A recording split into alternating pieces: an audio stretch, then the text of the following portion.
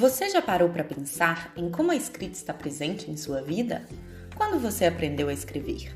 Lembra-se de algo ou de alguém que participou desse processo?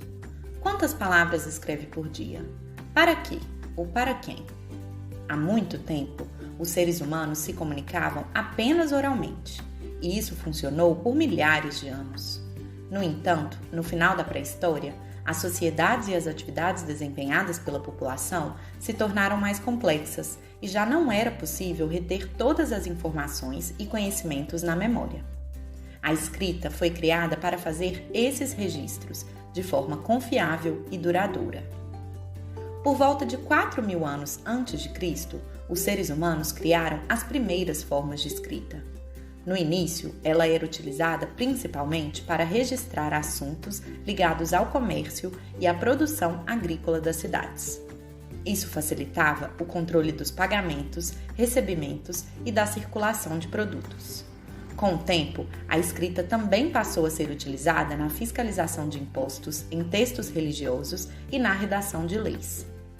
Na antiguidade, a escrita foi inventada de forma independente na Mesopotâmia, no Egito, na China e na Mesoamérica, com diferentes sistemas de representação. O tipo mais antigo do qual temos conhecimento foi criado pelos Sumérios, povo que vivia na civilização mesopotâmica localizada no Oriente Próximo. O sistema sumério é conhecido como cuneiforme, devido à ferramenta utilizada como caneta, chamada cunha, que entalhava os símbolos em tábuas de argila. Não muito tempo depois, os egípcios também criaram seu sistema de escrita, cujos sinais são chamados de hieróglifos. A escrita hieroglífica era utilizada nos túmulos, templos, pirâmides e em assuntos relacionados à religião e à crença na vida após a morte. Os egípcios utilizavam um tipo de papel conhecido como papiro, feito à base de uma planta cultivada nas margens do rio Nilo. Alguns dos primeiros tipos de escrita criados pelos seres humanos eram pictográficos.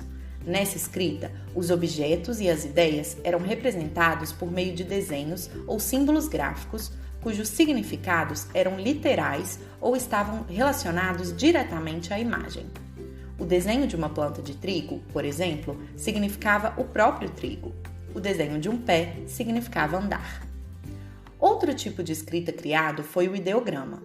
Essa palavra se originou do grego e, como você já pode estar imaginando, é um sistema de registro que busca representar a ideia e não o objeto literalmente. Dessa forma, no tipo ideográfico, se há o desenho de um leão, por exemplo, ele não está representando simplesmente esse animal, mas a liderança ou a braveza. Isso de usar símbolos para se comunicar não lhe parece familiar?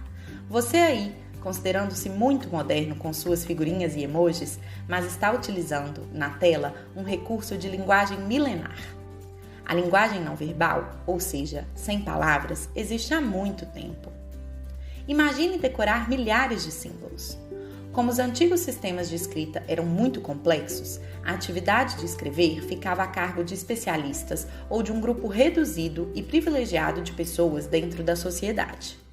A ideia de que todas as crianças devem aprender a ler e a escrever só foi difundida muito tempo depois, no século XIX, quando essa competência se tornou mais comum na população. Desde o início da popularização das tecnologias digitais, a escrita vive uma nova fase em sua história. O chamado internetês, recorrente em diversas línguas, usa estratégias como reduções de palavras e uso dos já mencionados emojis, figurinhas e demais textos não verbais.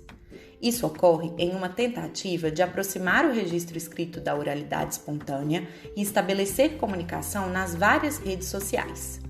O público leitor do século XXI também foi potencialmente ampliado, pois o que um internauta escreve e publica pode ser lido por muitas pessoas ao redor do mundo. Dessa forma, a escrita digital assume grande importância nesta chamada era da informação. E no futuro, você tem algum palpite sobre o que ainda poderá acontecer com a escrita?